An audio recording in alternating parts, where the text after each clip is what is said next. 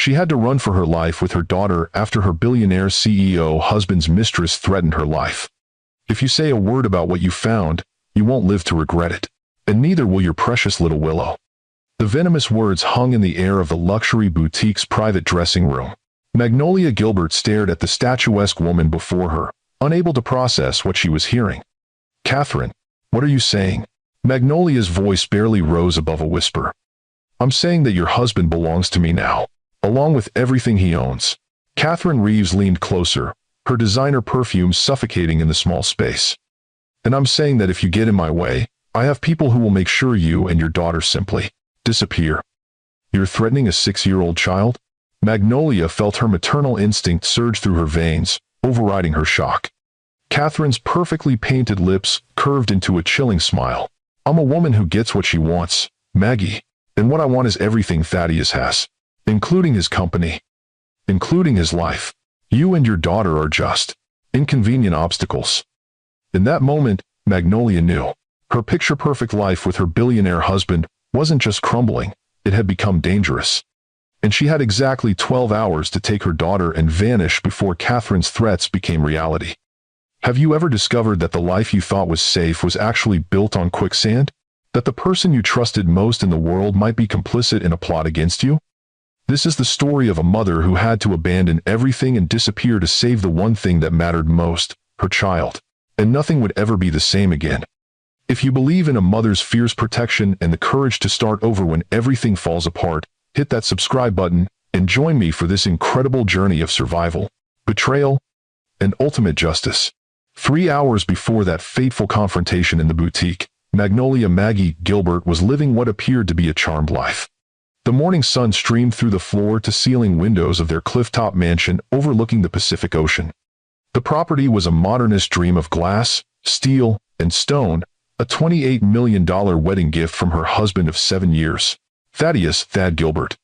At 35, Maggie maintained the sharp intellect and observant nature that had made her a rising star in investigative journalism before her marriage. Though she'd stepped away from her career after Willow's birth, she still carried herself with the quiet confidence of someone who had once exposed corporate scandals and government corruption. "Mommy, look, I made you." 6-year-old Willow bounded into the kitchen, her dark curls bouncing with each step. She thrust a drawing toward her mother, a stick figure with auburn hair wearing what appeared to be a cape. "Is that me as a superhero?" Maggie asked, kneeling to her daughter's level. "Uh-huh, you're super mommy. You can fly and fight bad guys, and make the best pancakes ever." Willow's earnest blue eyes, so like her father's, sparkled with imagination. Maggie pulled her daughter into a tight hug, breathing in the sweet scent of her strawberry shampoo. "I love it. And I love you," Willow whispered. "Love you more. To the moon and all the way back," Willow replied with their customary exchange. "Are those the Gilbert girls I hear?" Thad's deep voice preceded him into the kitchen. At 43, Thaddeus Gilbert cut an imposing figure, 6'3" with the physique of someone who made time for the gym despite running a tech empire. His dark hair was threaded with distinguished silver at the temples, and his tailored Tom Ford suit emphasized his broad shoulders. "Daddy." Willow launched herself at her father, who caught her midair with practiced ease. "There's my little genius." He spun her around before setting her down. "What masterpiece have you created today?" "I made Mommy a superhero." Willow proudly displayed her artwork. "Very accurate," Thad said with a wink toward Maggie. "Your mother has always been my hero." The compliment landed hollowly. Lately, everything about their interactions felt scripted, as though Thad was performing the role of devoted husband rather than actually being one. "You're home early," Maggie observed, pouring coffee into his preferred mug, a simple black one emblazoned with the Obsidian Tech logo, his company's distinctive O formed by a sleek snake eating its tail. "Just stopping by to change. I have that dinner with the Taiwanese investors tonight." He checked his watch, a rare Patek Philippe that cost more than most people's homes. "I'll be late." "Don't wait up." "Again?" Maggie tried to keep the disappointment from her voice, especially with Willow present. "That's the 3rd night this week." "Asa." Something flickered across Thad's expression. Annoyance, perhaps, or guilt, before his CEO mask slipped back into place. "Obsidian doesn't run itself, Mags. We're on the verge of the biggest acquisition in company history." "I understand." She didn't, not really. In the early years of their marriage, Thad had made time for family despite building his tech security empire. Lately, he'd become a ghost in their home, appearing briefly between international flights and late-night meetings. "Willow, sweetheart, why don't you go put your drawing on the art wall? I need to talk to Daddy for a minute," Maggie suggested. Once their daughter had skipped from the room, Maggie turned to her husband. "Thad, we barely see you anymore. Willow asks about you constantly." "One. I'm doing this for her. For both of you." His tone carried an edge of impatience. "The Reeves merger will double Obsidian's value overnight." "Reeves Technologies?" Maggie's journalistic instincts prickled. "Isn't that your biggest competitor? The one you said was built on stolen intellectual property?" "Business is complicated, Magnolia." His use of her full name signaled his growing irritation. "Sometimes yesterday's enemies become today's allies." "And does this alliance include private dinners with Maxwell Reeves' daughter?" The question slipped out before she could stop it. Thad's eyes narrowed. "What exactly are you implying?" "Your assistant called yesterday about the gift you ordered. A Bulgari necklace to be delivered to Catherine Reeves' hotel suite." Maggie held his gaze steadily. "That seems rather personal for a business transaction." "You're monitoring my calls now?" His voice dropped dangerously low. "I answered the house phone, Thad. I wasn't aware that made me a spy." She folded her arms across her chest. "Is there something going on I should know about?" For a moment, she glimpsed something unfamiliar in her husband's eyes, something cold and calculating that sent a chill down her spine. "Catherine Reeves is the key to this merger. Her father respects her business acumen. The gift is a standard courtesy." He stepped closer, his cologne, recently changed from the one she'd given him for years, enveloping her. "I thought we were past this insecurity, Magnolia. I thought you trusted me." "I do," she said automatically, though the knot in her stomach suggested otherwise. "Good." He pressed a perfunctory kiss to her forehead. "Because I need you to play the perfect hostess tomorrow night. The Reeves family is coming for dinner, including Catherine." "Including?" Before she could respond, his phone chimed with an incoming text. He glanced at it, his expression unreadable. "I need to go. Have Larissa prepare the guest rooms. The Reeves will be staying overnight." "In our home?" Maggie couldn't hide her surprise. They rarely had overnight business guests. "It's a show of trust. Important in delicate negotiations."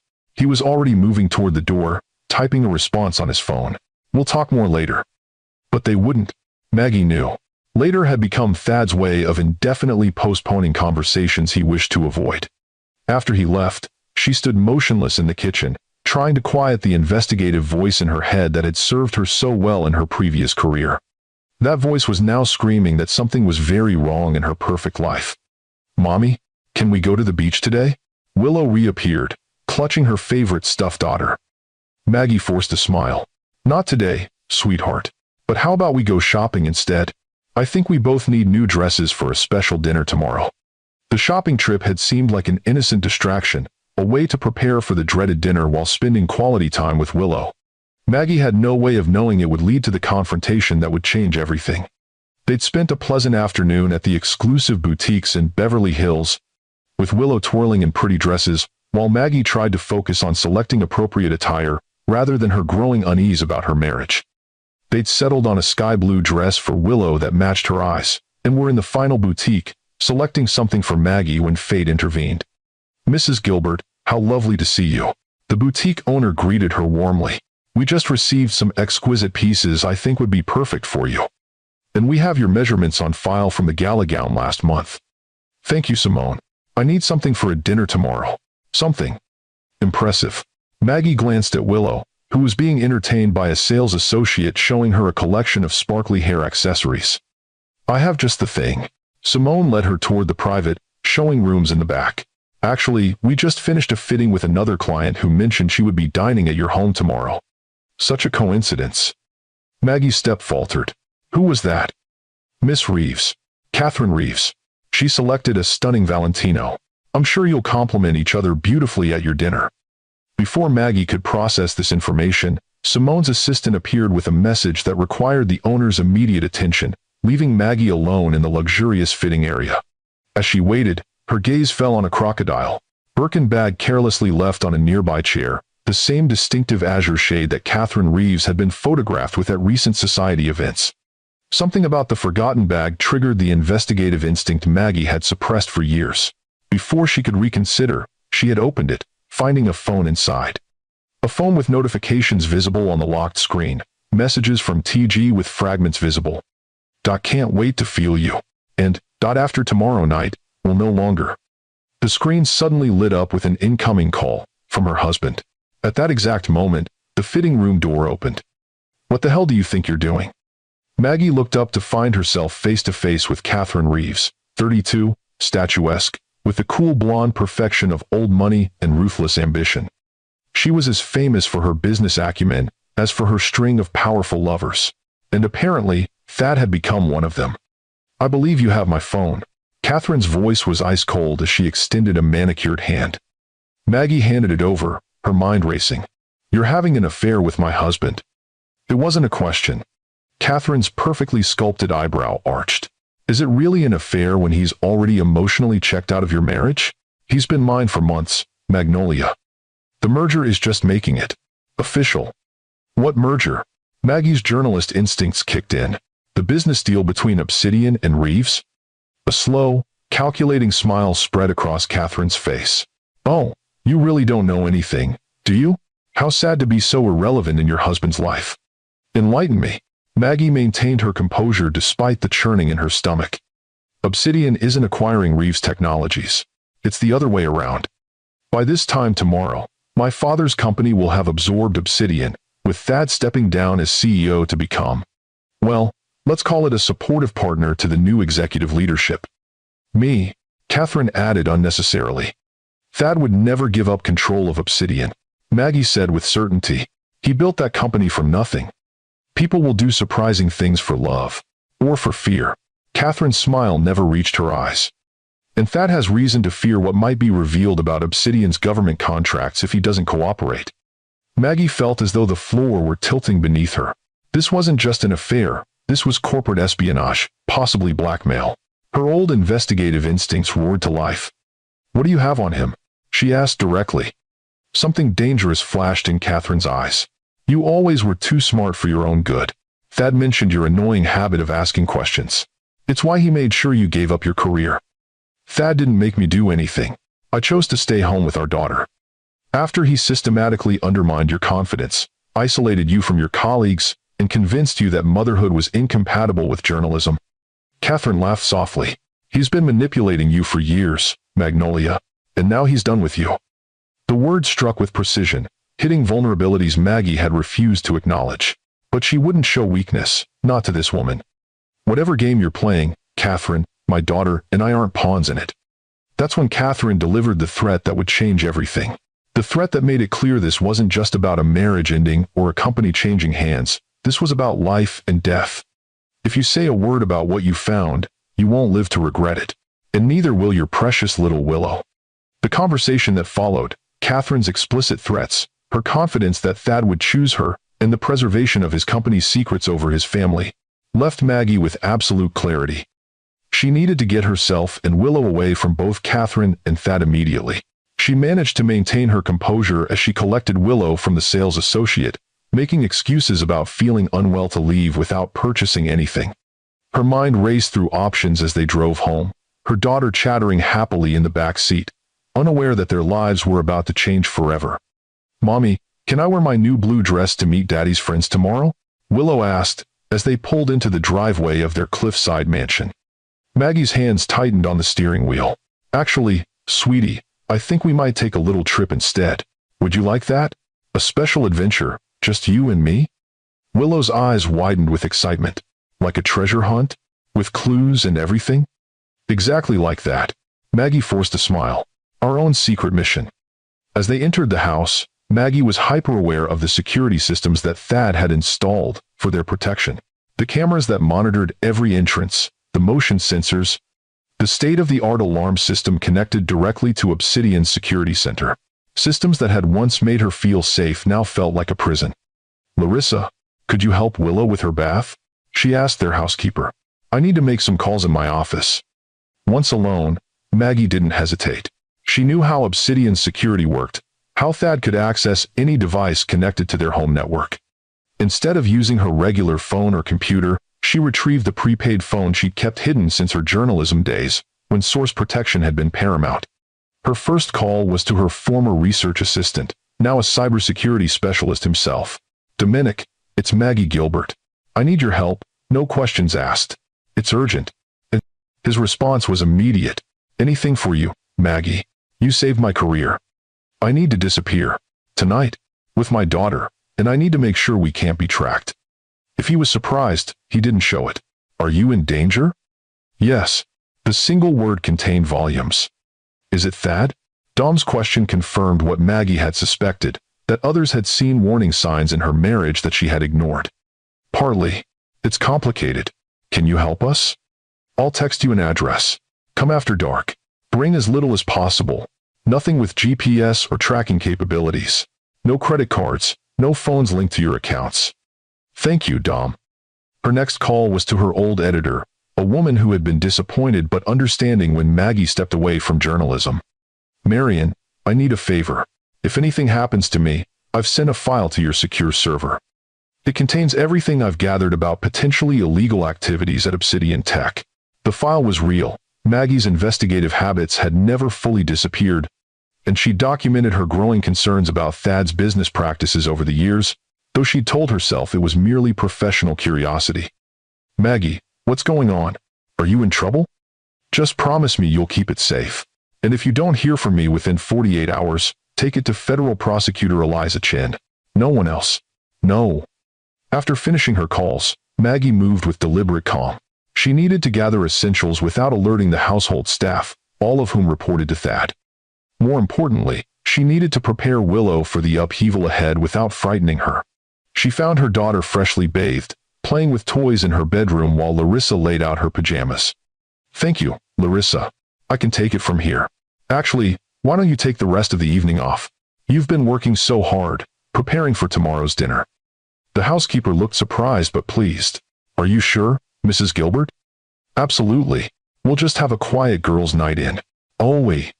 Once they were alone, Maggie sat beside Willow on her bed. "Remember our talk about an adventure? Well, it's going to start tonight. But it's a very special secret mission, so we need to follow some important rules." Willow's eyes grew serious. At 6, she loved rules and responsibilities, taking pride in being a big girl. "What kind of rules, Mommy?"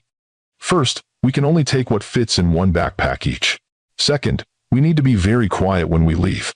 And third, this is the most important, we can't tell anyone where we're going. Not even Daddy. It's part of the game." Willow frowned slightly. "But won't Daddy be worried if we don't tell him?" Maggie chose her words carefully. "Daddy knows we're very smart and brave. He'll understand that this is something special we need to do." The lie tasted bitter, but she couldn't risk Willow accidentally revealing their plans if Thad called to check in, as he sometimes did before her bedtime. "Can I bring Ollie?" Willow clutched her stuffed daughter. "Of course. Ollie is part of our team." Maggie pulled a small backpack from Willow's closet. "Now, let's choose very carefully what to bring. Remember, only the most important things." As Willow solemnly selected treasured possessions, her favorite book, a small photo album, the special bracelet Maggie had given her for her last birthday, Maggie's mind worked through their escape plan. The staff would be gone by 9. Thad rarely returned before midnight from his business dinners. They would have a window of about 3 hours to disappear. When Willow finally fell asleep, clutching Ollie and excited about their adventure, Maggie moved quickly. She packed only essentials, changes of clothes, toiletries, the emergency cash she'd kept hidden, a habit from her journalism days, investigating dangerous subjects, and a few irreplaceable items. Her mother's locket, her press credentials, long expired, but part of her core identity, and a small album of photos of Willow. From her hidden safe, she retrieved documents they would need, birth certificates, her old passport that Thad didn't know existed, and the deed to a small property in her name alone, a cottage in Oregon that had belonged to her grandmother, which she'd kept as a writing retreat, though she'd never found time to use it. By 11:30, they were ready. Maggie gently woke Willow, helping her dress in comfortable clothes. "Remember, sweetheart, we need to be very quiet, like ninjas." Willow nodded solemnly, already entering into the spirit of their game. They moved silently through the darkened house, Maggie deliberately avoiding the areas covered by security cameras. One advantage of Thad's obsession with their safety was that she knew exactly where every device was located. The garage was their greatest challenge. Thad's collection of luxury vehicles, the Aston Martin, the Bentley, the Tesla, all had GPS tracking. Even Maggie's more modest Range Rover would be immediately traceable. Instead, she led Willow to the back of the garage, where an inconspicuous older model Toyota was parked. "That's Larissa's car," Willow whispered. "Yes, but she left it here tonight and took an Uber home. She said we could borrow it if we needed to." Another necessary lie. They slipped into the car, Maggie having secured the keys from the staff kitchen earlier. She'd leave it for Larissa at the bus station with an apologetic note and enough cash to buy a replacement. The housekeeper had always been kind to them. Maggie hated involving her even peripherally. As they drove down the winding road from their clifftop mansion, Willow pressed her face against the window. "Are we coming back home soon, Mommy?" Maggie glanced at her daughter's reflection in the rearview mirror, her heart breaking at the uncertainty she glimpsed beneath Willow's excitement. "I don't know, sweetheart, but home isn't really a place. It's where we're together. You and me." "And Daddy?" Willow's small voice was hesitant. Maggie gripped the steering wheel tighter. "Right now, it's just our adventure. We'll figure everything else out later." As they drove through the night, heading toward the address Dom had provided, Maggie cycled through emotions: fear, rage, grief, and beneath it all, a steely determination. Catherine Reeves had threatened the wrong mother. Whatever happened next, Maggie would protect Willow at any cost. The moment they disappeared would set in motion events beyond her imagination, a deadly game of cat and mouse with billions of dollars, corporate espionage, and their very lives at stake. But in this moment, driving away from everything she'd known, Maggie felt something unexpected: freedom. If you've ever had to make an impossible choice to protect someone you love, hit that like button right now. And if you're wondering how far a mother will go to save her child from danger, make sure you're subscribed because this story is just beginning. The question now is, how long before Thaddeus realizes they're gone, and what will he do when he discovers his wife knows too much? The safe house Dom had arranged was a modest apartment above an auto repair shop in a working-class neighborhood of East Los Angeles, worlds away from the rarefied luxury of their Malibu mansion. The owner, Miguel, greeted them with quiet efficiency, asking no questions as he showed them to the small but clean living space. "Bathroom there, kitchen has basic supplies, bedroom through that door," he explained in accented English.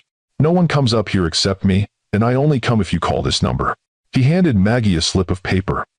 "Thank you," Maggie said, noting the security cameras discreetly placed to monitor the stairwell and the reinforced door with multiple locks. "How do you know Dominic?" Miguel's expression remained neutral. "He helped my niece when she needed to disappear from a bad situation. I help his friends when they need the same."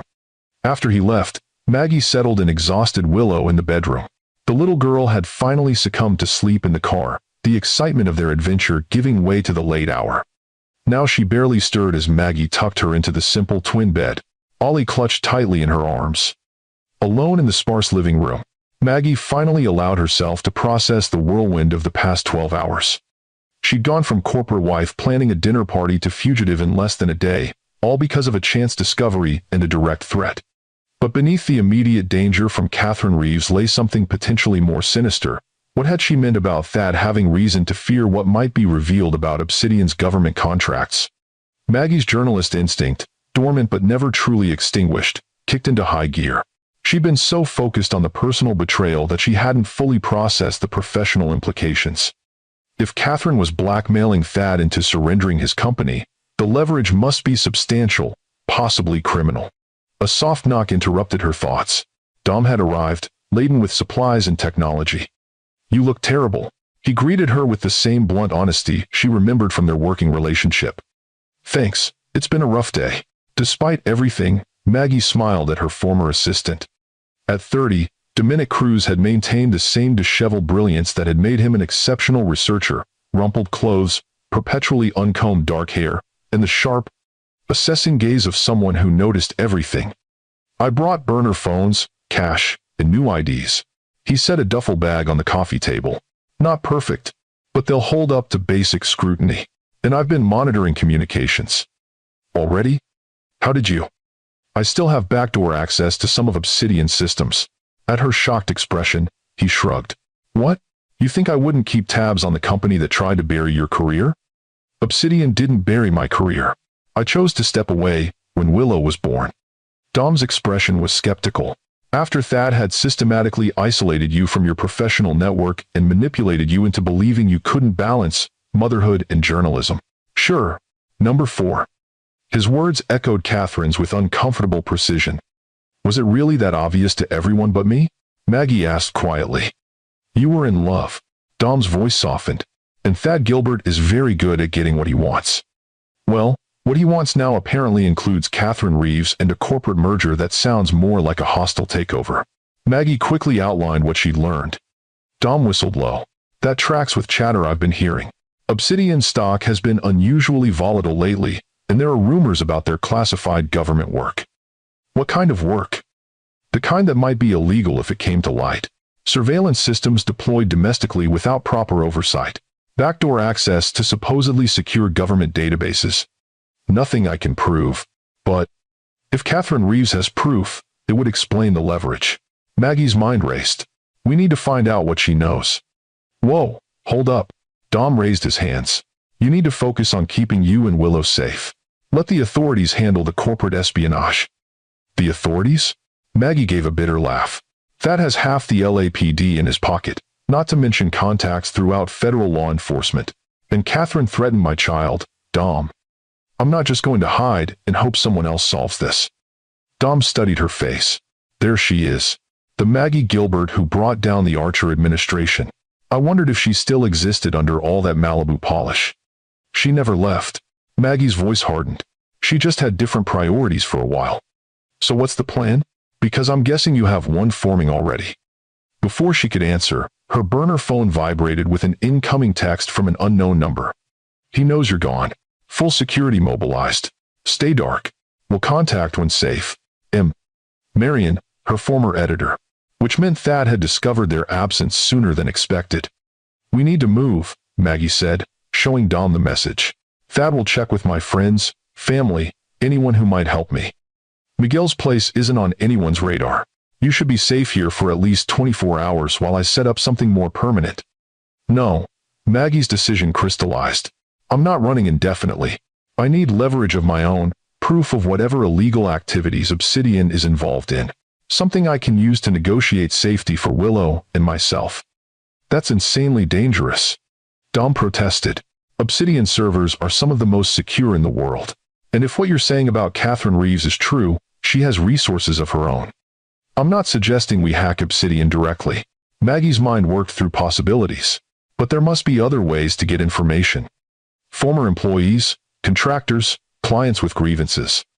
Dom was quiet for a moment, his expression shifting from concern to resigned acceptance. I might know someone, but you're not going to like it. Also. Who? Ezra Calloway. The name sent a jolt through Maggie. Thad's former partner? The one he forced out of Obsidian? The same. He's been off the grid for years, but we've stayed in touch. He's not well. Paranoid. Some would say unstable. But if anyone knows where Obsidian's bodies are buried, it's Ezra.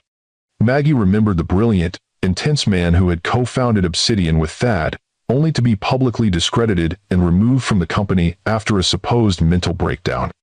She'd always suspected there was more to that story than the official version. Can you contact him? Maybe. He changes locations frequently, trusts almost no one. Dom hesitated, and he has no reason to help Thad Gilbert's wife. Then I'll have to convince him I'm not just Thad's wife anymore. Maggie's determination hardened. I'm also a journalist who can help him tell his story. And a mother protecting her child from the same man who destroyed him. Dom nodded slowly. I'll try to reach him. But Maggie, you need to understand what you're getting into. Once you start pulling at these threads, there's no telling what might unravel. And I already understand more than you think. Maggie's voice was steady. Catherine Reeves threatened my daughter. That was her first and last mistake. While Dom worked on contacting Ezra, Maggie checked on Willow, who was still sleeping peacefully, blissfully unaware of the danger surrounding them.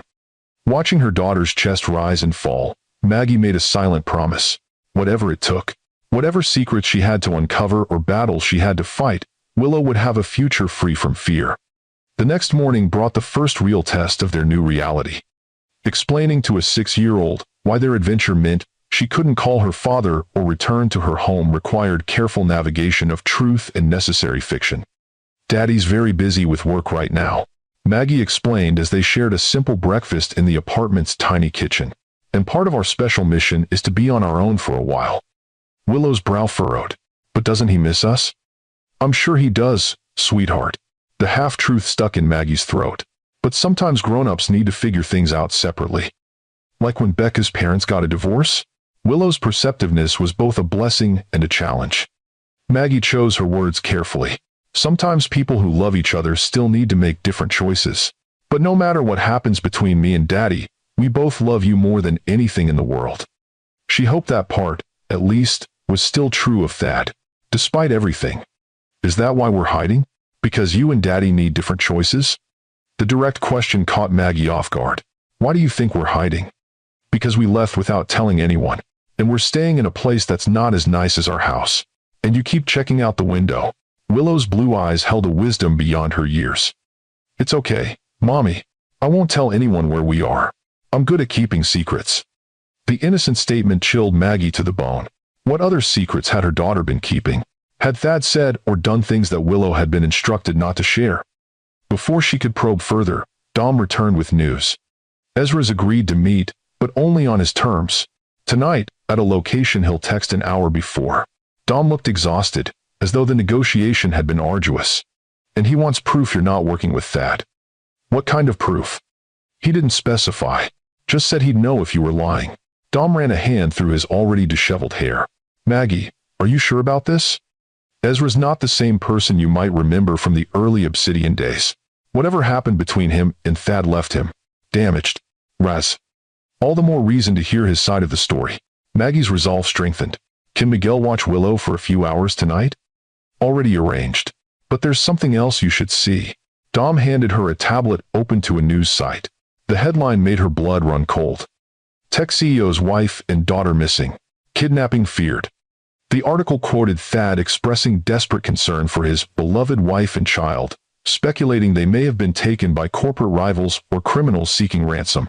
Photos of Maggie and Willow were prominently featured, along with a statement from Thaddeus Gilbert offering a $5 million reward for information leading to their safe return. He's painting me as a kidnapping victim, Maggie whispered, rage building, making it impossible for me to show my face anywhere. It gets worse. Dom swiped to another article.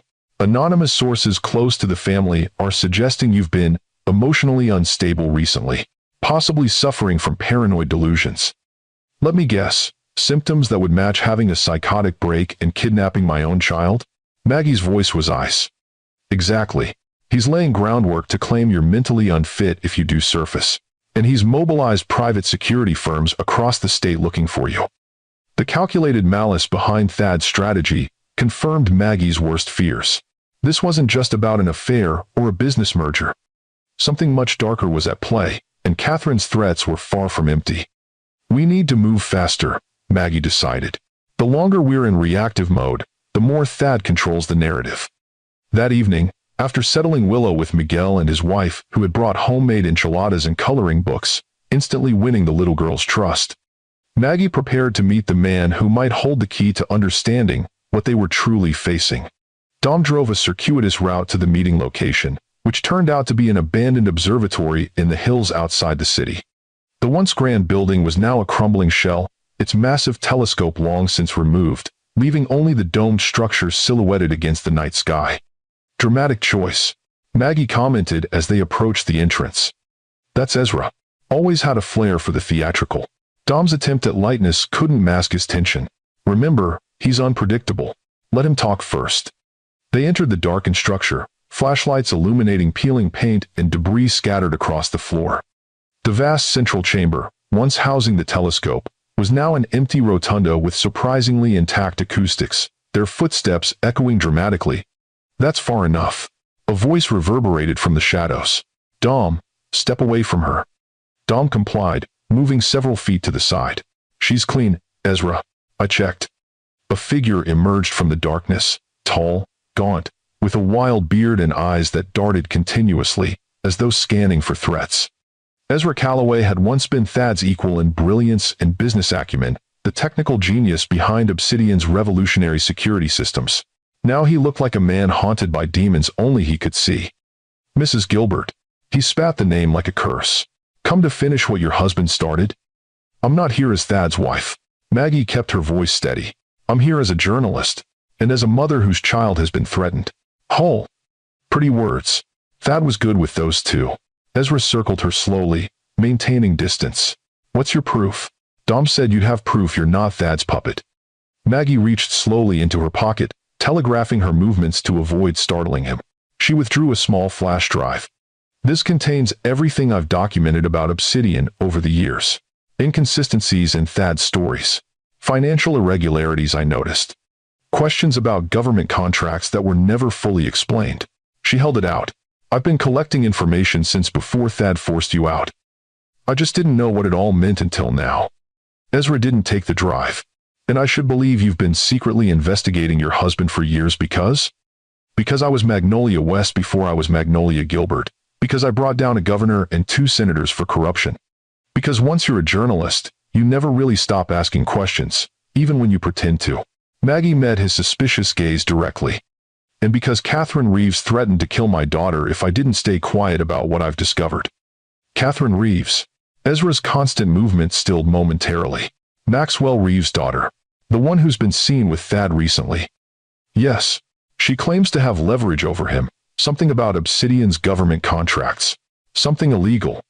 Ezra's laugh was harsh, brittle. Oh, there are many illegal things happening at Obsidian. The question is, which one has she discovered? That's why I'm here. I need to know what Thad's been hiding. What you know that got you pushed out. What I know? Ezra's voice rose, echoing in the domed ceiling. What I know got me drugged, institutionalized, diagnosed with paranoid schizophrenia, and blacklisted from every tech company in the country. What I know destroyed my life. Then tell me, Maggie urged. Let me help you expose the truth. Why would I trust you? Thad's wife. The woman who stood beside him at galas and interviews while he built his empire on my stolen work and illegal surveillance. Because I'm not just Thad's wife anymore. Maggie stepped closer, ignoring Dom's warning gesture. I'm a mother whose child is in danger. And I'm a journalist who made a mistake. I stopped investigating when I should have dug deeper. Help me correct that mistake. Something shifted in Ezra's erratic gaze, recognition, perhaps, or a flicker of hope long suppressed. What do you know about Project Ouroboros? He asked abruptly. The name struck a chord of memory. The snake eating its tail. Obsidian's logo. Not just a logo. A classified surveillance system. The most invasive ever created. Ezra's voice dropped to a near whisper. It can access any digital device, anywhere, without detection. Phones, computers, security systems, medical devices, smart homes, anything connected to the internet becomes a listening device, a camera, a tracking beacon. That's impossible, Dom interjected. Even the NSA doesn't have that capability. The NSA is Obsidian's primary client for Ouroboros, Ezra countered. But they don't know the full scope. They think it's just advanced malware for targeted operations. They don't realize Thad built in secondary access protocols. Backdoors that Obsidian controls independently. You're saying Thad has surveillance capabilities beyond even government agencies? Maggie struggled to process the implications. I'm saying Thad created the perfect blackmail machine. One that could compromise anyone with a digital footprint, which is everyone. Ezra's eyes burned with intensity. Politicians, judges, CEOs, celebrities, no one is immune. Their texts, emails, search histories, private photos, financial records, all accessible. If that's true, why would he ever feel threatened by Catherine Reeves? Maggie questioned. He could simply use this system against her or her father. Because I built in a fail-safe before he pushed me out. A kill switch and evidence cache that would expose everything if activated. Ezra's manic energy seemed to build with each revelation. Thad knows it exists but not how to access it. He's been hunting for it for years. And Catherine found it, Maggie realized. That's her leverage. If she has, then she's more dangerous than you realize. Ezra's voice dropped again. The kill switch doesn't just expose Ouroboros. It contains evidence of how it's been used. Including against government officials, judges, regulatory agencies. It's treason, Mrs. Gilbert. Your husband has committed treason. The enormity of his claim left Maggie momentarily speechless. If even half of what Ezra suggested was true, Thad wasn't just a cheating husband or unethical businessman, He was potentially one of the most dangerous men in America. I need proof, she finally said. Something I can verify independently. Ezra studied her face for a long moment. There's a second copy of the kill switch. Insurance, in case something happened to me. Where? Not where. Who? Ezra's gaze shifted to Dom. I gave it to someone I trusted. Someone who helped me escape when Thad tried to have me committed permanently. Dom's expression registered shock. Me? Ezra, you never gave me anything like that. Not directly. Remember the encryption algorithm I taught you? The one based on prime number sequences? Ezra's intensity focused entirely on Dom now. The reference implementation I gave you as an example, the code contained the access keys, hidden in plain sight. Jesus, Ezra. Dom looked pale. I've had that on my laptop for years. If anyone had found it, no one could decode it without the activation phrase. A phrase only I knew. Ezra turned back to Maggie. Until now. Why would you trust me with this? Maggie asked. You've only just met me. Because I've been watching you for years, Mrs. Gilbert. Through the very system Thad built. A hint of shame crossed Ezra's face. I needed to know if you were complicit. If you knew what your husband was doing. I saw your private searches. Your hidden documentation. Your growing suspicions. 1.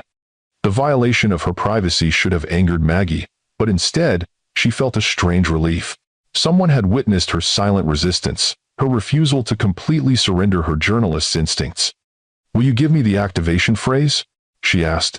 If I do, you'll become the most hunted person in the country, by Thad, by Catherine Reeves, possibly by government agencies if they realize what you have. Ezra's gaze bore into hers. Are you prepared for that? Maggie thought of Willow, of the life they'd left behind, of the years she'd spent suppressing her true self to fit Thad's vision of the perfect wife. I'm already hunted, she said simply. At least this way. I'll have a weapon. Ezra nodded slowly, then leaned forward to whisper in her ear, a phrase in Latin that meant nothing to her but clearly held significance for him. As they left the observatory, Dom was uncharacteristically quiet. Do you believe him? Maggie finally asked as they drove back toward the city. About Ouroboros. It sounds fantastical, but Dom gripped the steering wheel tightly. Ezra was always brilliant, especially with surveillance systems. And there have been rumors about Obsidian's capabilities for years. If he's right, if Catherine Reeves has found his kill switch and is using it to blackmail Thad, then you're caught between two equally dangerous forces. Dom finished grimly.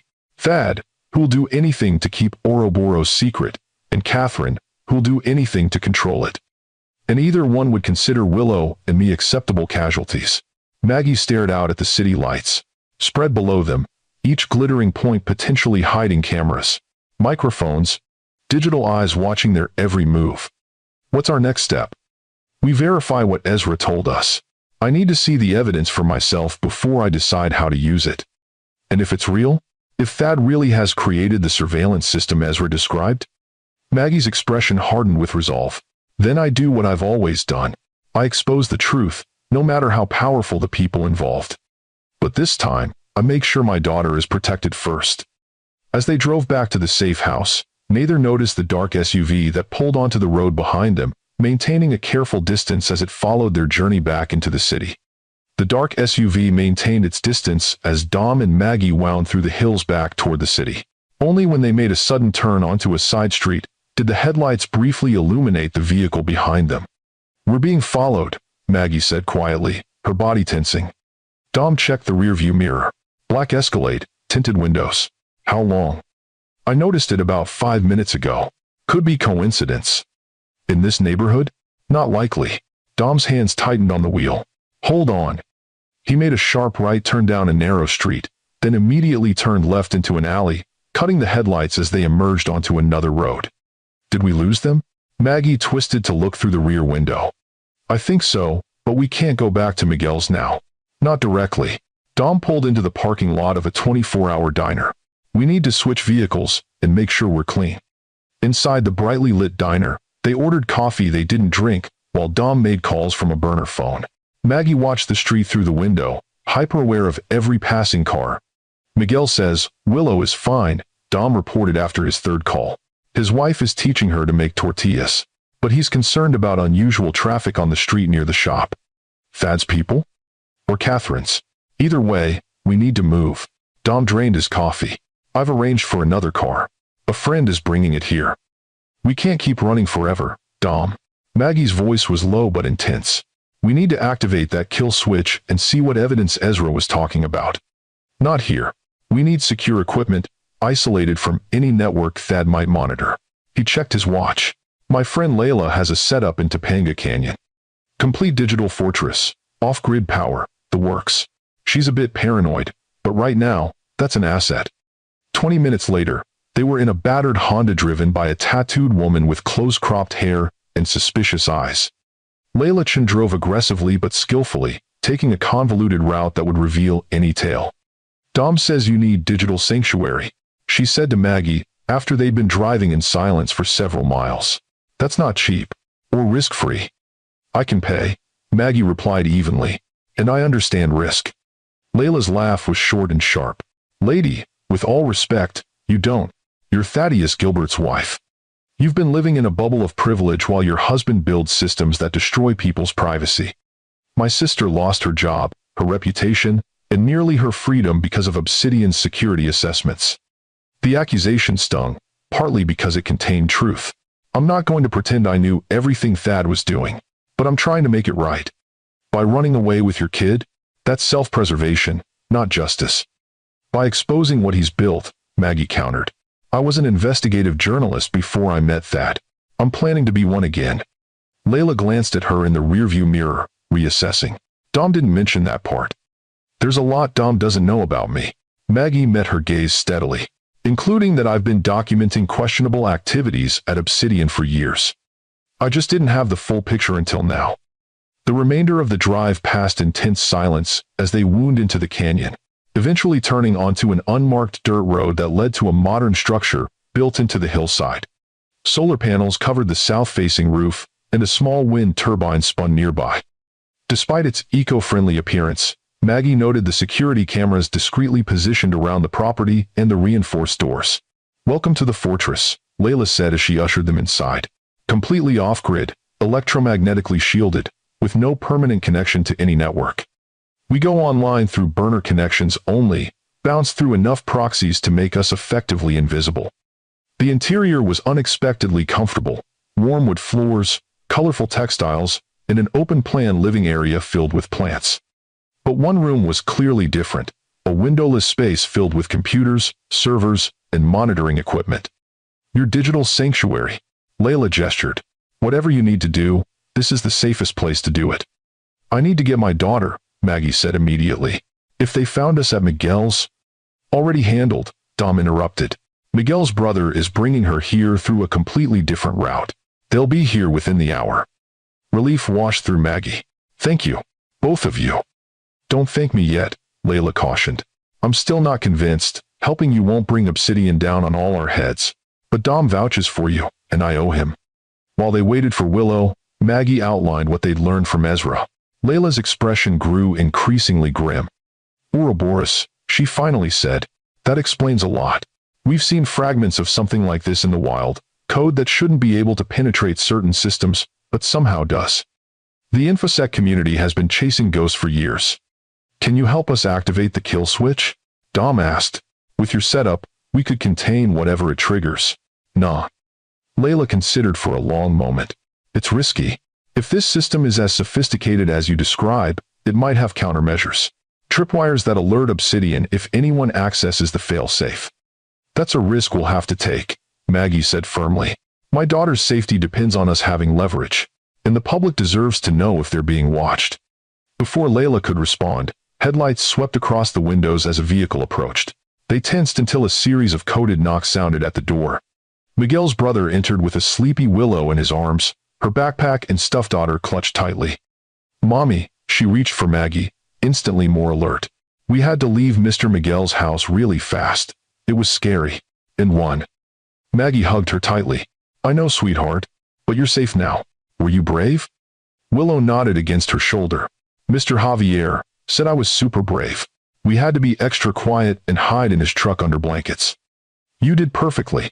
Maggie struggled to keep her voice steady, rage building at the reality that her 6-year-old had to hide under blankets to escape pursuers. This is our new adventure spot.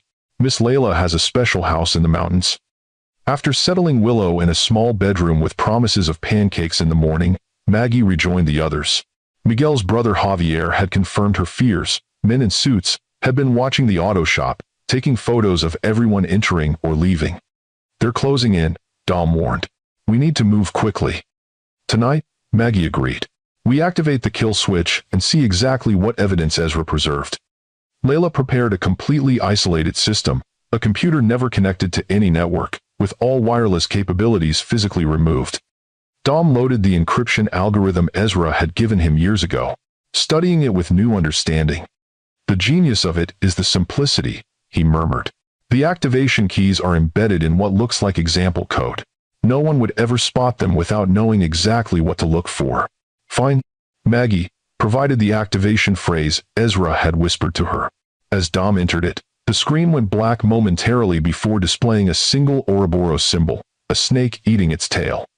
"It's working," Layla breathed, watching as files began populating the screen. "Holy shit. Look at the database size. Terabytes of data, all indexed and categorized." The three of them stared in growing horror as the true scope of Ouroboros became clear. The system had been operational for over 5 years, with tentacles reaching into government agencies, multinational corporations, financial institutions, and millions of personal devices. The documentation was meticulous.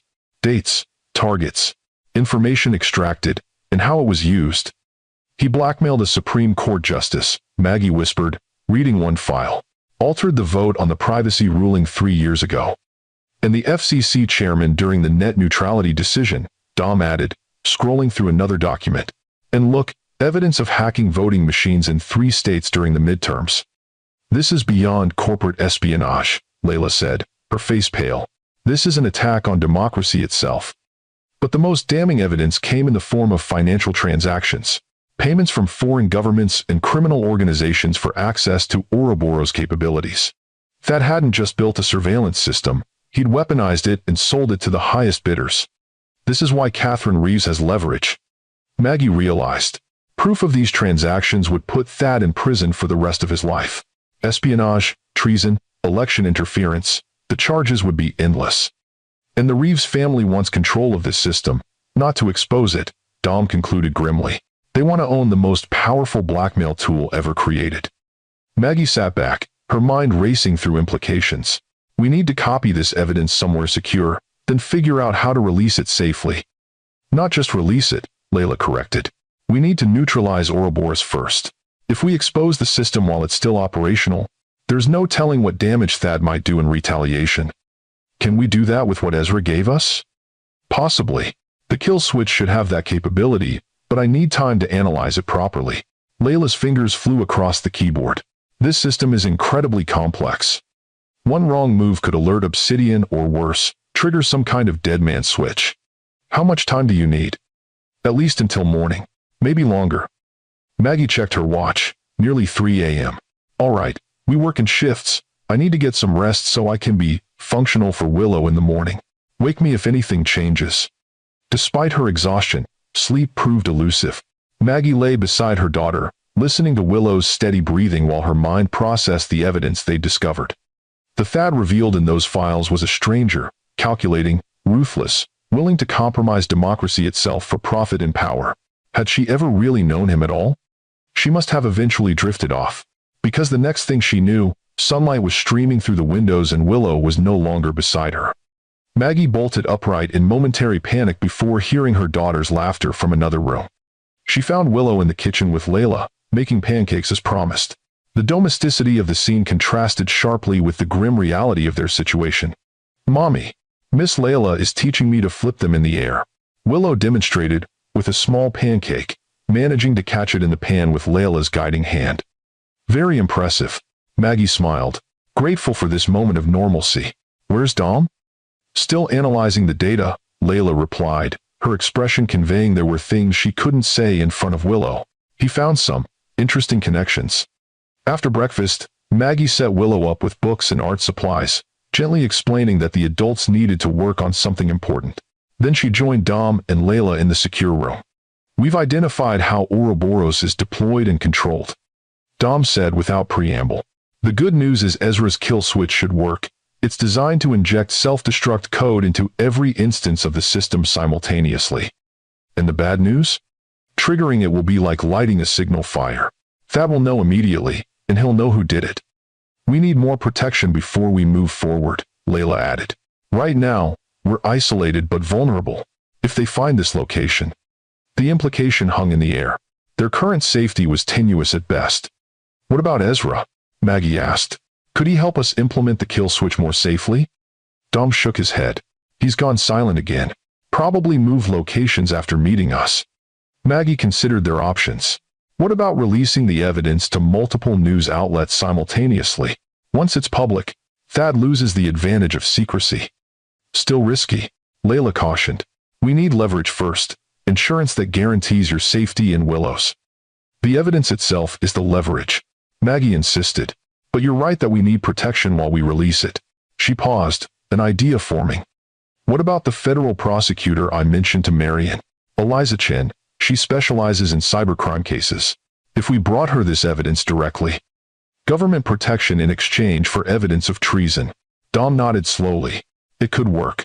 Especially if we approach her outside normal channels to avoid any Obsidian surveillance. Can you arrange a meeting? Maggie asked. Possibly. But we need to be extremely careful about how we contact her. While Dom worked on establishing secure communication with the prosecutor, Maggie spent time with Willow. The little girl had been remarkably resilient, treating their situation as an adventure. But Maggie could see signs of strain in the way she clung to her stuffed otter and asked increasingly pointed questions about when they would go home. Are we hiding from bad people, Mommy? Willow asked that afternoon as they sat on Layla's deck, drawing pictures together. Maggie considered how to answer truthfully without frightening her daughter. Yes, sweetheart. There are some people who aren't being very nice right now. But we're safe here, and we have good friends helping us. Is Daddy one of the bad people? The directness of the question startled Maggie. Why would you ask that? Willow whispered. Willow focused intently on her drawing, adding dark clouds above a house. Because sometimes Daddy says mean things when he thinks I can't hear. And he makes you cry.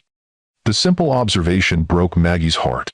Children notice so much more than adults gave them credit for. Daddy has made some bad choices, she said carefully. But that doesn't mean he's all bad. People are complicated. Like in my books when someone does a wrong thing but then learns better? Something like that. But it's not always so simple in real life. Maggie stroked her daughter's curls. What I want you to remember is that none of this is your fault, and I will always keep you safe. That's my most important job. Willow nodded solemnly. And my job is to be brave and follow the adventure rules. Exactly right. Maggie hugged her close, marveling at her daughter's resilience even as she raged internally at the circumstances that necessitated it. Late that afternoon, Dom returned with news. I've made contact with Prosecutor Chen. She's agreed to meet us tonight, at a location of her choosing. 1. Can we trust her? Layla asked skeptically. As much as we can trust anyone right now. She has a reputation for integrity, and she's been investigating tech companies for privacy violations for years. If anyone would be willing to take on Obsidian, it's her. Maggie made the difficult decision to leave Willow with Layla during the meeting. I'll be back as soon as I can, sweetheart.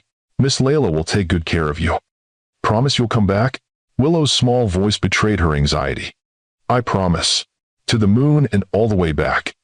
The meeting location was a boathouse on a private lake, outside the city, isolated, with clear sightlines in all directions and multiple escape routes. Dom drove them in yet another borrowed vehicle, taking an indirect route and checking frequently for tails. Eliza Chen was waiting inside, a formidable woman in her 50s with sharp eyes and the bearing of someone who had taken on powerful adversaries before and won. Mrs. Gilbert, she greeted Maggie. I must say, you're at the center of quite a storm. Your husband has half the law enforcement agencies in California looking for you, and your daughter. Then I appreciate you meeting me outside official channels. Marion Schaefer is an old friend. When she says something is important, I listen. Chen's gaze was evaluating. She tells me you have evidence of serious crimes involving Obsidian technologies. More than evidence. We have the entire operational framework of an illegal surveillance system called Ouroboros. Maggie placed a secured laptop on the table between them. A system that has been used to blackmail government officials, manipulate elections, and sell American secrets to foreign entities. Chen's expression remained neutral, but her posture straightened. Those are extraordinary claims. The evidence is equally extraordinary. Maggie opened the laptop, revealing the files they had extracted from Ezra's kill switch. Everything is documented. Names, dates, financial transactions, the code itself. Thaddeus Gilbert has built the most invasive surveillance system in history and weaponized it for profit and power. For the next hour, they walked Chun through the evidence, explaining how Ouroboros operated and the extent of its reach. The prosecutor's professional composure cracked only once, when they showed her evidence that her own devices had been compromised during a case against a major Obsidian client 2 years earlier. "This explains a lot," she said quietly. "Witnesses who suddenly recanted, evidence that mysteriously became inadmissible. I always suspected something wasn't right." "We need protection," Maggie stated plainly. "My daughter has been directly threatened by Catherine Reeves, who is attempting to gain control of Ouroboros through a forced merger with Obsidian. We believe she intends to continue operating the system for the benefit of Reeves Technologies." "And you want immunity in exchange for this evidence?" Chen's question was direct. "I want safety for my daughter. And I want justice." Maggie met her gaze steadily. "I'm prepared to testify about everything I know, including my own ignorance of the full scope of my husband's activities. But Willow's protection comes first." Chen considered for a long moment. "I can arrange federal protection, but you need to understand the magnitude of what you're proposing. This case would implicate dozens of powerful people across government, business, and perhaps even law enforcement.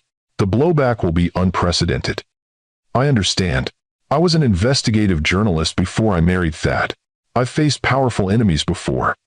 "Not like this," Chen warned, "and never with a child in the equation."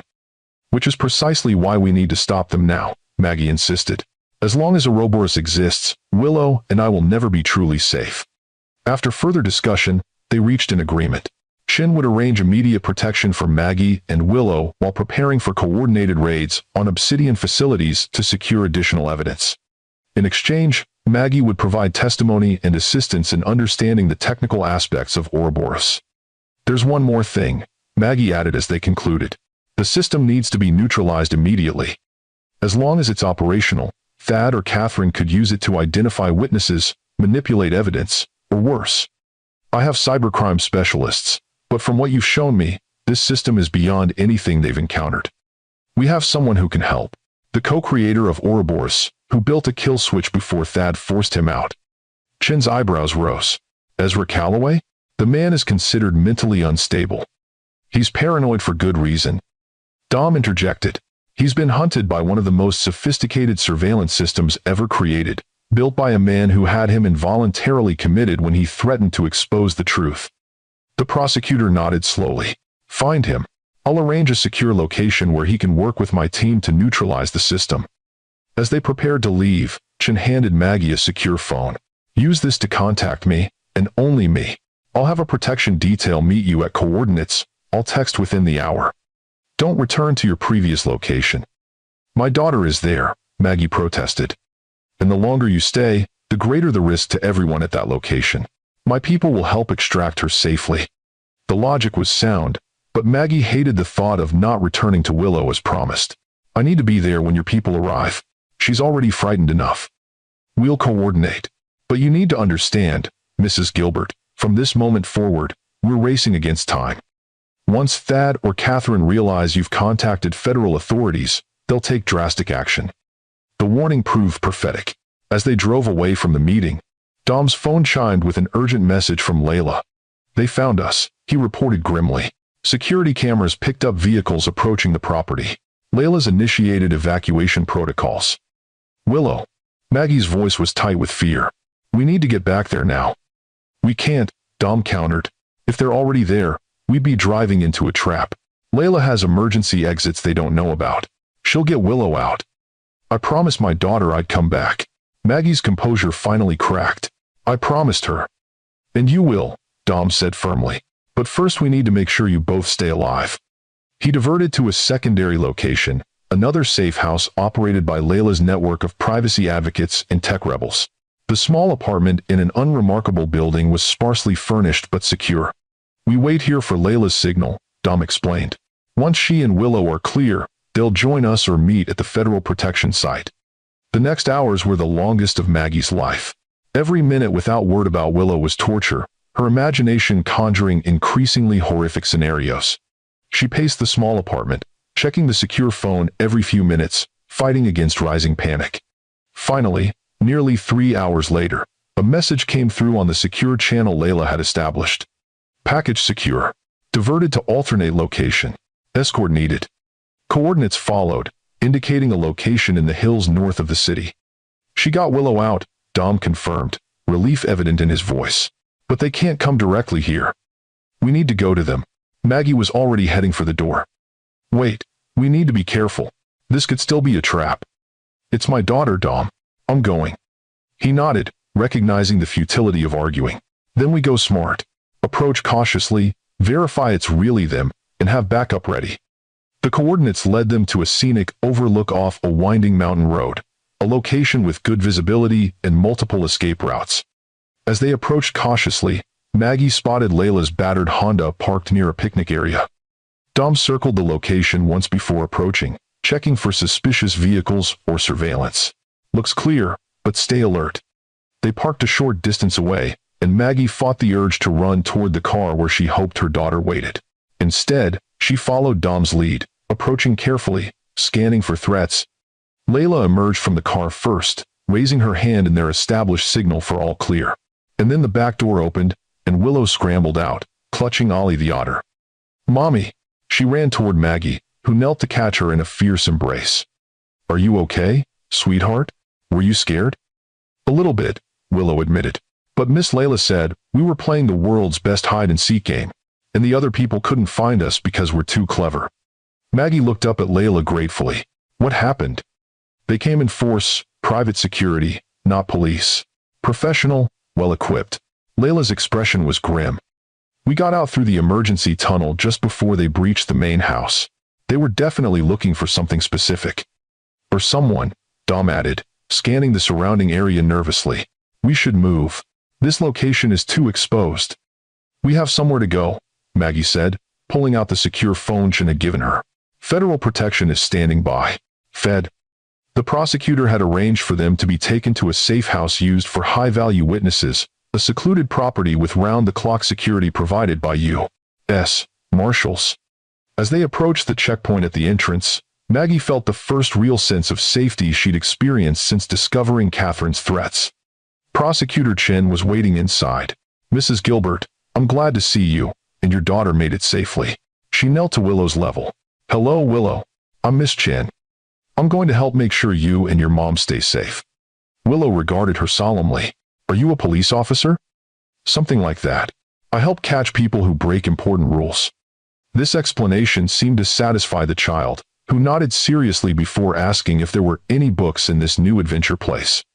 Once Willow was settled with a marshal who had children of her own and a natural way with kids, the adults gathered to assess their situation. We're preparing for simultaneous raids on Obsidian headquarters and 3 data centers, Chen explained. But we still need a way to neutralize Ouroboros first. Otherwise, Thad could destroy evidence, or worse, use the system against witnesses. Have you located Ezra Calloway? Maggie asked. Not yet. He's gone completely dark. Dom cleared his throat. I might have a way to reach him, but he'll only respond if he believes it's safe. Make it happen, Chen directed. We need him in the kill switch. While Dom worked on contacting Ezra, Maggie reviewed the evidence they'd gathered with Chen's cybercrime team. The scope of Ouroboros was even more extensive than they'd initially realized, with tentacles reaching into critical infrastructure, defense systems, and personal devices worldwide. The technical sophistication is beyond anything we've seen, admitted the lead analyst. Whoever designed this was a genius. 2 geniuses? Maggie corrected. Thad has the vision and business acumen, but Ezra provided the technical brilliance. Together, they created something that neither could have built alone. Thanks for watching. Late that evening, Dom returned with news. I've made contact with Ezra. He's willing to help, but only under specific conditions. Name them, Chen said immediately. He wants immunity from prosecution for his role in creating Ouroboros. He wants his name cleared of the mental health diagnoses Thad used to discredit him. And he wants direct access to the system to implement the kill switch himself. Chen frowned. The first two are negotiable. The third is problematic from a chain of evidence perspective. Without Ezra, there won't be any evidence. Dom countered. If Thad realizes what's happening, he'll burn everything to the ground. Always.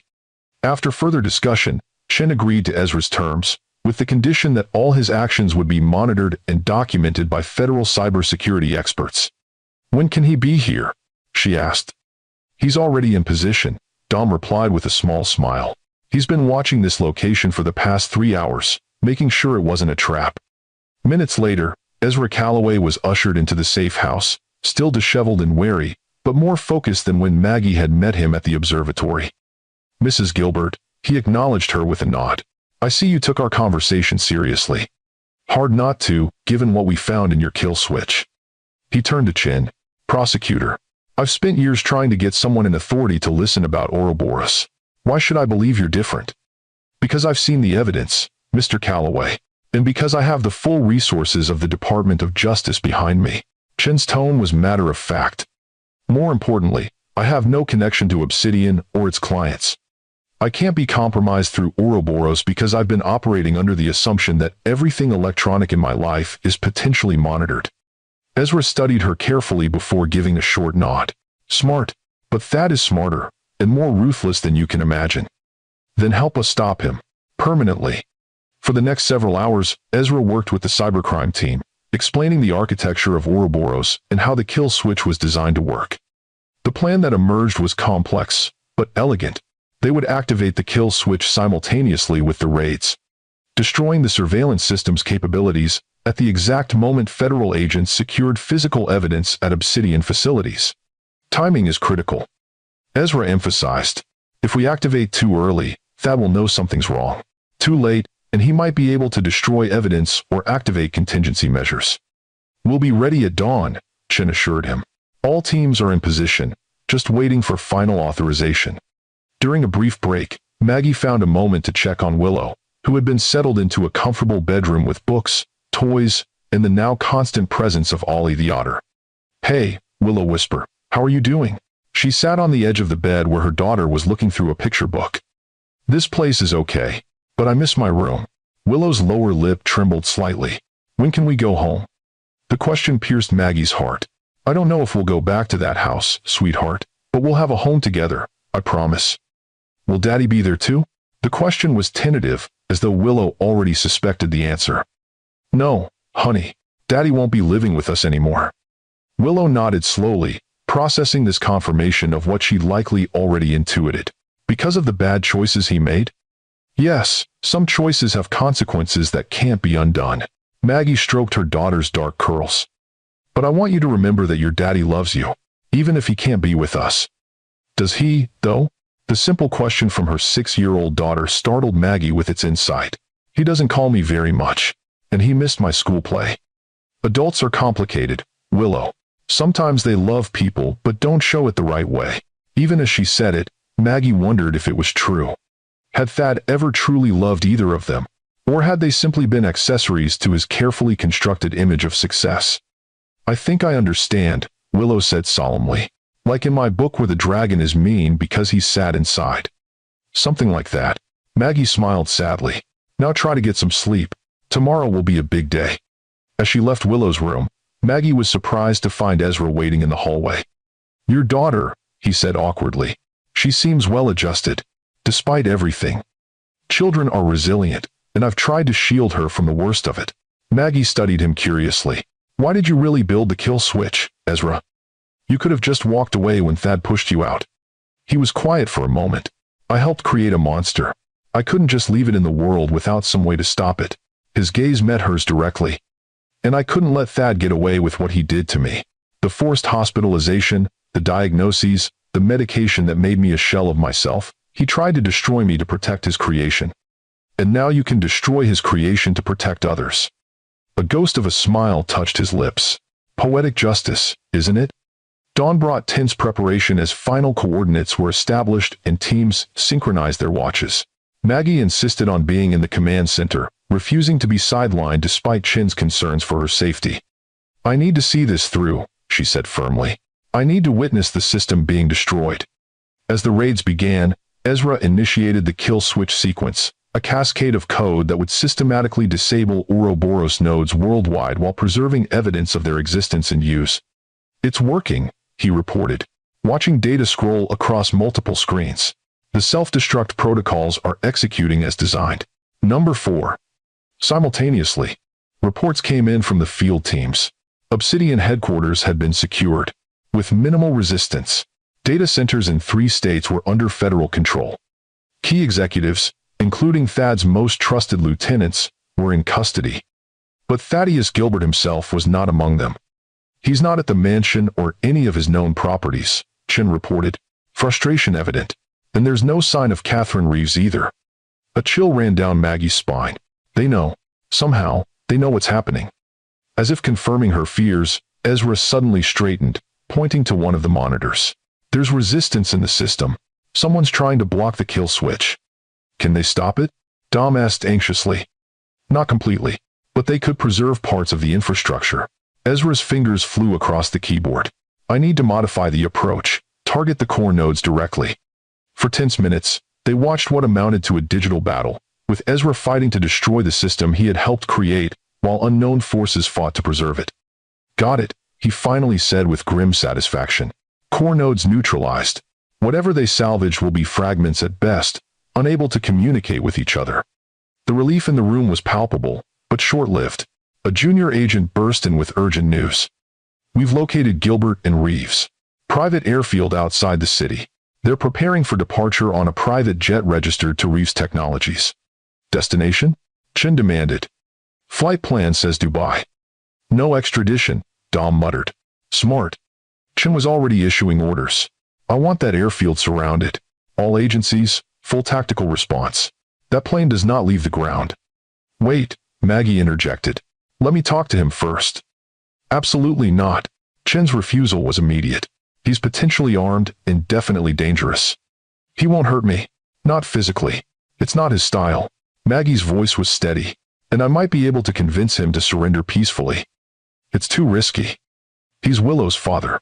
I need to try." Maggie met Chin's gaze unflinchingly. For her sake, if nothing else. After further debate, a compromise was reached. Maggie would accompany the tactical team but remain safely outside their perimeter. She would be allowed to communicate with Thad via phone, attempting to negotiate surrender while federal agents position themselves to intervene if necessary. "If there's any indication of danger, we go in immediately," Chin insisted. "Your safety is non-negotiable." The private airfield was small but luxurious, catering to the ultra-wealthy, who valued discretion and convenience. The sleek Gulfstream jet sat on the tarmac, engines idle but ready, stairs deployed for quick boarding. From her position in an SUV at the perimeter, Maggie could see figures moving near the plane. Thad's distinctive tall frame, and beside him, the elegant figure of Catherine Reeves. Several security personnel stood nearby, alert and armed. "We're in position," the tactical team leader reported.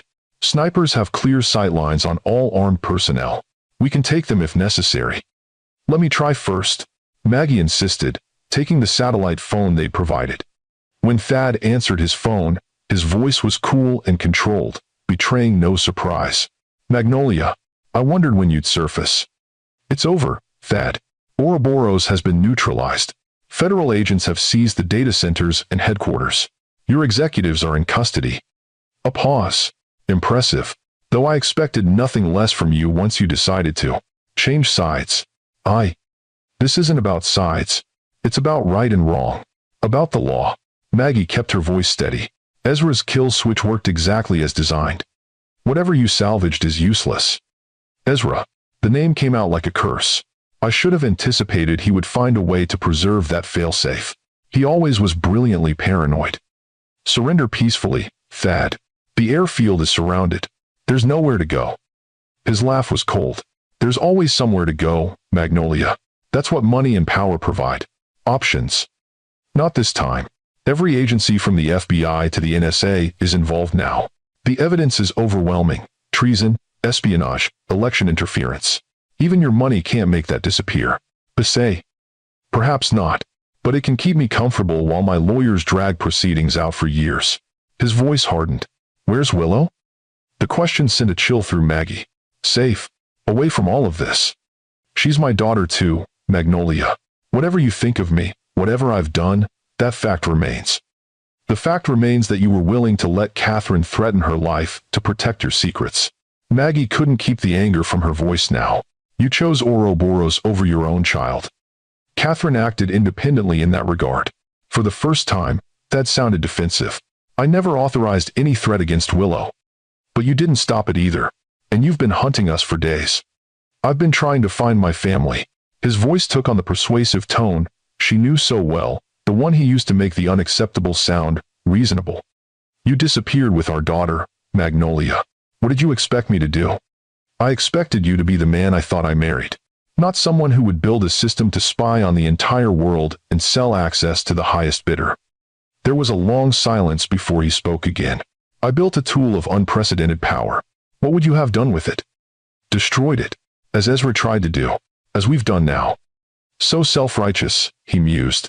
You always were, beneath that polished exterior. It's what made you an excellent journalist, and a problematic wife.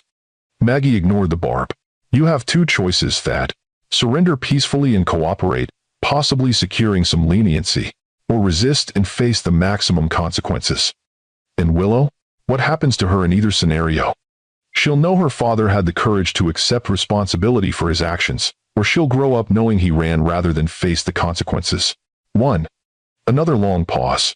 You've become quite the negotiator, Magnolia, using our daughter as leverage. I'm giving you a chance to do one right thing in this whole mess. For her sake, not yours. Through the binoculars provided by the tactical team, Maggie could see Thad standing near the plane, phone to his ear, his free hand gesturing as he spoke to Catherine. Their body language suggested disagreement, Catherine's posture becoming increasingly agitated. I need assurances, Thad said finally. About Willow. About visitation rights, eventually. That's not my decision alone. But if you cooperate fully, I won't oppose reasonable, supervised contact when appropriate. And a commitment to keep her out of the media circus that will follow. Already arranged. Her identity is being protected. More discussion occurred on the tarmac, Catherine clearly opposed to whatever Thad was suggesting. Then abruptly, she turned and boarded the plane alone, her movements stiff with anger. Catherine has decided to proceed with her own plans. Thad informed Maggie, a hint of dry amusement in his tone. She believes her father's connections will protect her better than any deal I might make. They won't, Maggie assured him. We have evidence of her involvement too. I imagine you do. Thad sighed, and for the first time, he sounded tired rather than calculating. Very well, Magnolia. You win this round. I'll surrender peacefully on one condition. What condition? I want to see Willow before I'm incarcerated. 1 hour, supervised, to say goodbye properly. Maggie hesitated. I'll discuss it with the prosecutor, but only if you surrender immediately and completely. Agreed. As Thad ended the call and signaled to his security team to stand down, the Gulfstream's engines roared to life. Catherine Reeves had apparently decided to take her chances fleeing the country. She's trying to take off. Maggie warned the tactical team. Negative. We disabled the fuel line while positioning. That plane isn't going anywhere. Sure enough, the engine sputtered and died moments later. Even from a distance, Maggie could see Catherine's fury as she realized her escape had been thwarted. The arrests proceeded without violence. Thad surrendered with the dignified resignation of a chess player acknowledging checkmate. Catherine had to be physically removed from the aircraft, her composed socialite image cracking under the reality of handcuffs and federal charges. As promised, Maggie arranged for Thad to have a supervised visit with Willow before formal proceedings began. She insisted on being present, unwilling to leave her daughter alone with a man whose moral compass had proven so broken. The meeting took place in a comfortable room at the federal building, toys and books provided to create a less intimidating atmosphere for Willow. When Thad entered, escorted by marshals, he had been allowed to change into civilian clothes rather than prison attire. Daddy, Willow ran to him, still innocent enough to be simply happy to see her father, uncomprehending of the circumstances that had brought them to this sterile room. Thad knelt to embrace her, and for a moment, the mask of calculated control slipped, revealing genuine emotion. Hello, princess, I've missed you. Nowhere. We've been on an adventure, Willow informed him seriously, with secret hideouts and everything. So I heard. His eyes met Maggie's briefly over their daughter's head. It sounds very exciting. It was scary sometimes, Willow admitted. But Mommy says being brave doesn't mean you're not scared. It means you do what's right even when you are scared. Something flickered across Thad's face, recognition, perhaps, of the lesson his daughter had internalized while he had failed to live by it. Your mother is very wise, he said softly. You should always listen to her. The hour passed quickly, with Thad listening attentively as Willow showed him drawings she had made and told stories about their adventure. He answered her questions about why he wouldn't be coming home with careful half-truths that protected her innocence while acknowledging the permanence of their separation. I have to go away for a while, he explained gently. For a long time, actually. I made some very bad choices, and now I have to face the consequences. Like in my books? Willow asked, her understanding still framed by the simple morality of children's stories. Yes, something like that. Thad stroked her hair, his expression softening in a way Maggie had rarely seen. But I want you to know that I love you very much. That will never change, no matter where I am or what happens. I love you too, Daddy. Willow hugged him fiercely. Will you write me letters? Mommy says people can still write letters even when they're far away. Every week, he promised. And perhaps someday, when you're older, you can come visit me. As their time drew to a close, Thad asked for a moment to speak with Maggie privately. With Willow safely engaged with a marshal who had shown a gift for magic tricks, they stepped a few feet away. Thank you, he said simply, for arranging this, and for not poisoning her against me. I would never use our daughter as a weapon, Thad. Unlike some people, the reference to Catherine's threats was unmistakable. He had the grace to look ashamed. Catherine acted impulsively. I would never have allowed any harm to come to Willow. But you didn't stop her either. You let her threaten our child while you plotted your escape. A miscalculation on my part.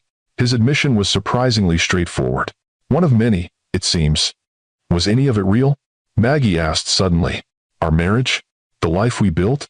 Thad considered the question with what appeared to be genuine reflection. Parts of it. In the beginning, certainly. I admired your intelligence, your integrity. Those weren't pretense. But you systematically isolated me from my career, my colleagues, my identity. Yes. No denial, no justification. Because I recognized the threat you posed if you ever turned that investigative instinct toward Obsidian. Toward me. As I eventually did. As you eventually did, he agreed. With predictable results, you always were exceptional. Magnolia. I just underestimated how exceptional. It wasn't an apology. Thad Gilbert was not a man who apologized, but it was perhaps the closest thing to acknowledgement of her victory she would ever receive. Take care of our daughter, he said as the marshals indicated their time was up. And tell her the truth when she's old enough to understand it. All of it. My crimes and your courage. I will, Maggie promised. She deserves nothing less. As they watched him being led away, Willow slipped her small hand into Maggie's. Is Daddy going to jail? Yes, sweetheart. For a long time. Because of his bad choices? Yes. Very bad choices that hurt a lot of people. Willow nodded solemnly. I'm sad for him. But I'm glad we're not hiding anymore. Maggie squeezed her daughter's hand. Me too, Willow whispered. Me too. If you're a parent, you know there's nothing you wouldn't do to protect your child from danger. Hit that like button if you think Maggie made the right choice in exposing the truth, even when it meant destroying the life she'd built. And subscribe for more stories about extraordinary courage in the face of betrayal. The weeks following Thad's arrest were a whirlwind of debriefings, evidence preparation, and the beginnings of what would become one of the largest criminal prosecutions in American history. Maggie provided testimony to multiple federal agencies, carefully documenting everything she had learned about Ouroboros and Thad's illegal activities. Throughout this process, Prosecutor Chen kept her promise to protect Willow from media scrutiny. The child's name was redacted from all public documents, and her existence was barely mentioned in press coverage that focused instead on the sensational aspects of corporate espionage and government corruption. The indictments are just the beginning, Chen explained during one of their meetings. The Ouroboros evidence has implicated dozens of officials across government and business. The ripple effects will continue for years. 9-9. And Catherine Reeves? Maggie asked.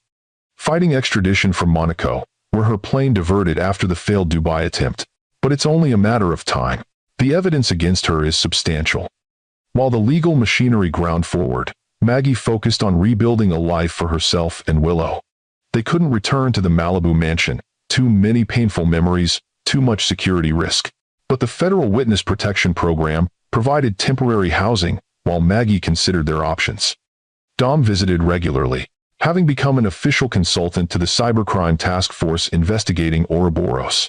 His technical expertise proved invaluable in unraveling the complex systems Thad and Ezra had built. "How is she doing?" he asked one afternoon, watching Willow play in the garden of their temporary home. "Better than expected," Maggie replied. "Children are remarkably resilient." And she never really knew Thad well. He was always working, always absent. In some ways, this disruption has meant more time with me, which she sees as positive. "And you? How are you holding up?" Maggie considered the question honestly. "Some days are harder than others. I'm angry, obviously, betrayed, but also relieved, in a way. There was always something not quite right in our marriage, something I couldn't identify. Now I understand what it was." "The fact that your husband was an evil mastermind?" Dom's attempt at humor earned a small smile. "The fact that our entire relationship was built on calculation rather than genuine connection. Thad married me partly to neutralize me as a potential threat, to keep the investigative journalist from looking too closely at his activities. Yet, you kept investigating anyway, even if you didn't realize that's what you were doing." "Old habits," Maggie acknowledged. "Once a journalist, always a journalist." That conversation planted a seed that grew into a decision. 3 months after Thad's arrest, Maggie reached out to her former editor, Marion. "I want to tell the story," she said simply. "The full story, from my perspective. Not just Ouroboros and the criminal aspects, but the personal journey. How someone like me, trained to be skeptical, to investigate, could be manipulated into complicity." "Are you sure?" Marion asked cautiously. "It would mean putting yourself in the public eye again." "I'm sure. It needs to be told, both as cautionary tale and as part of the historical record. And I need to reclaim my voice. My identity as Magnolia West the journalist, not just Magnolia Gilbert the disgraced CEO's wife." With Marion's support, Maggie began writing what would eventually become both a series of investigative articles and a best-selling book, Ouroboros, Inside the World's Most Dangerous Surveillance System and the Man Who Built It. The writing process was therapeutic, allowing her to process the trauma of the past months while reclaiming her professional identity. She worked primarily from home, maintaining a stable environment for Willow while gradually rebuilding their lives. Ezra Calloway, true to form, disappeared again after the initial phase of the investigation. But 6 months into the writing project, he resurfaced unexpectedly, contacting Maggie through Dom. "He wants to meet," Dom reported. "Says he has additional context you might want for your book." Their meeting took place at a quiet cafe near Maggie's new home, a modest but comfortable house in a neighborhood chosen for its good schools and community feel. Ezra looked markedly better than when she'd last seen him, still thin and intense, but cleaner, more focused, his eyes no longer darting constantly for threats. "Mrs. Gilbert," he greeted her, then corrected himself. "Miss West, I should say. I understand you've reclaimed your professional name." "For my work, yes. Legally, I've kept Gilbert for Willow's sake." Maggie studied him curiously. "You look well, Ezra." Amazing what freedom from constant surveillance will do for one's mental health. His smile was wry but genuine. "The paranoia doesn't go away entirely, but it's manageable now, especially knowing Ouroboros is truly dead. Either not. Is it? Completely?" "Yes, the kill switch worked exactly as designed. Whatever fragments remained were isolated and ultimately useless." He paused, sipping his coffee. "Which brings me to why I wanted to see you. I've been working with the Cybercrime Task Force to develop protection against similar systems in the future. Countermeasures, early detection protocols, regulatory frameworks." "That sounds important work." "It is. But it's also largely technical. What's missing is the human element, understanding how someone like Thad could convince so many people to participate in building something so dangerous. That's where your book comes in." "You want to contribute?" Maggie was surprised. "I want to provide context about the early days of Obsidian, about how Ouroboros evolved from a theoretical security tool to a weapon, about my own complicity before I recognized what we were creating." His honesty was refreshing. I'd welcome that perspective. The book isn't about assigning blame. It's about understanding how good intentions can be corrupted, how power and secrecy create monsters. Then we share the same goal. Ezra leaned forward, his intensity now focused rather than frenetic. Because the truth is, Miss West, Ouroboros began as something I believed would protect people. A system so advanced it could identify threats before they materialized. It was only later, when Thad began selling access, began using it for blackmail and control, that I understood we'd created something fundamentally corrupting. The road to hell, Maggie quoted softly. Precisely. And I want people to understand that descent, how each small compromise, each justification, led to something monstrous. His gaze was steady now, his former paranoia replaced by purpose. To prevent the next Ouroboros before it begins. Their collaboration added crucial technical and historical depth to Maggie's manuscript. Ezra's detailed recollections of Obsidian's early days and the evolution of Ouroboros provided context that would have otherwise been impossible to reconstruct. A year after Thad's arrest, as the criminal proceedings continued through preliminary hearings and motions, Maggie's book was published to critical acclaim and public fascination. It became an instant bestseller, praised for its unflinching personal narrative intertwined with rigorous investigation. The publication brought Maggie back into the public eye, but on her own terms, as a journalist and author rather than a billionaire's wife.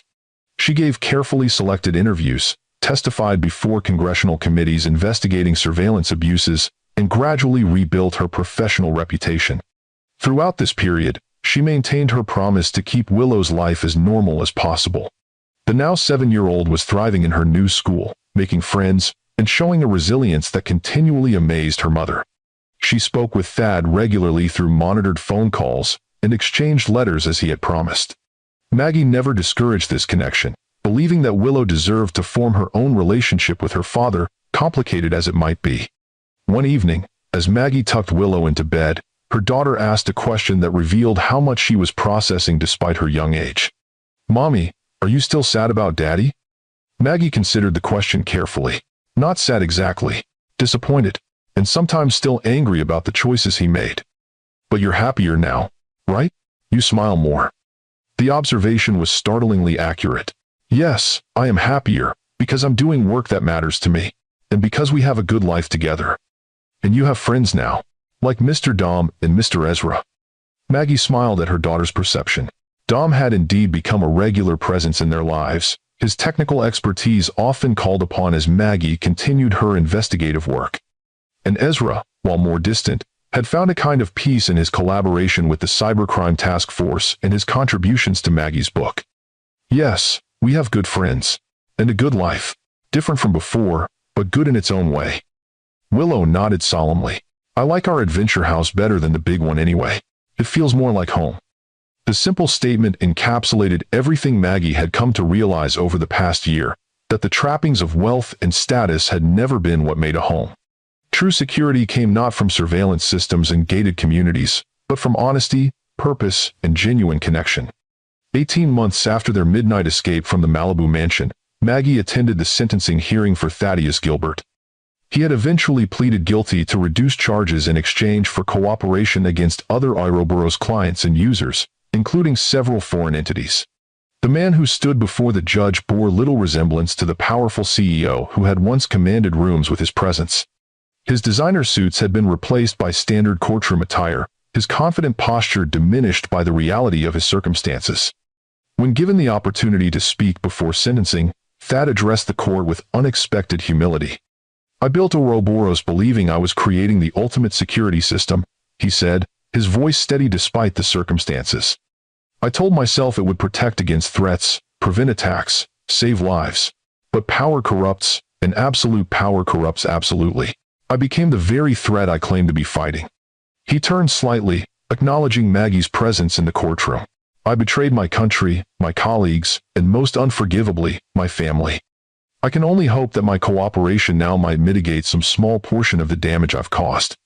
The judge sentenced him to 25 years in federal prison, less than the maximum possible, but still effectively a life sentence for a man in his 40s.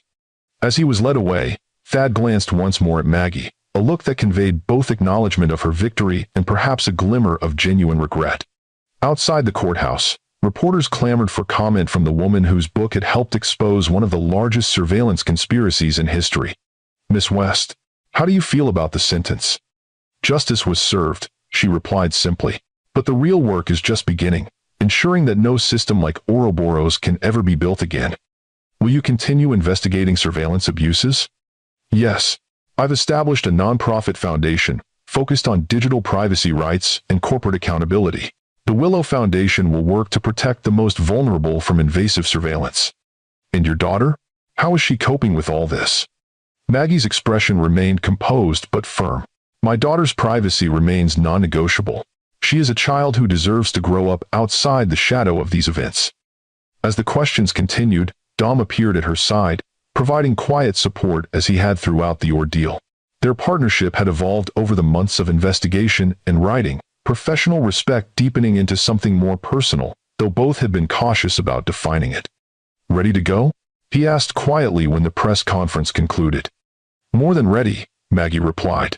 Willow's waiting.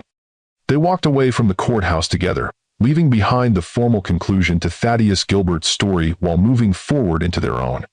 The Willow Foundation quickly became a respected advocacy organization, with Maggie leveraging her journalistic credentials and first-hand experience to effect meaningful change in privacy legislation. Ezra Calloway joined as technical director, his brilliant mind now dedicated to protecting privacy rather than compromising it. 3 years after her midnight escape with Willow, Maggie stood at the podium of a technology ethics conference, addressing a room full of industry leaders, regulators, and journalists. The lesson of Ouroboros isn't just about one man's corruption or one company's overreach. She told the audience. It's about the seductive nature of surveillance itself, the illusion that seeing everything means controlling everything, that security requires sacrifice of privacy. She paused, surveying the room. But true security comes from systems of accountability, from transparency, from ethical boundaries that we collectively enforce. No technology, however advanced, can replace the fundamental human values of trust, dignity, and respect for individual rights. As she concluded her speech to enthusiastic applause, Maggie caught sight of Willow sitting in the front row between Dom and Ezra, her now 9-year-old face glowing with pride. The child who had once been threatened because of her father's secrets was now the inspiration for a movement to protect others from similar abuses. Later that evening, as they walked along the beach near their home, a modest but comfortable house overlooking the Pacific, far from the ostentatious mansion they had fled, Willow ran ahead, collecting shells and calling to Dom to examine her treasures. She's thriving, Ezra observed, walking beside Maggie. Despite everything. Because of everything, perhaps, Maggie suggested. She's learned early what many never understand, that integrity matters more than image, that truth is worth fighting for. Like her mother, Ezra's tone held genuine respect. You could have taken the comfortable route, you know? Accepted a quiet divorce settlement, kept the mansion and the lifestyle. Many would have.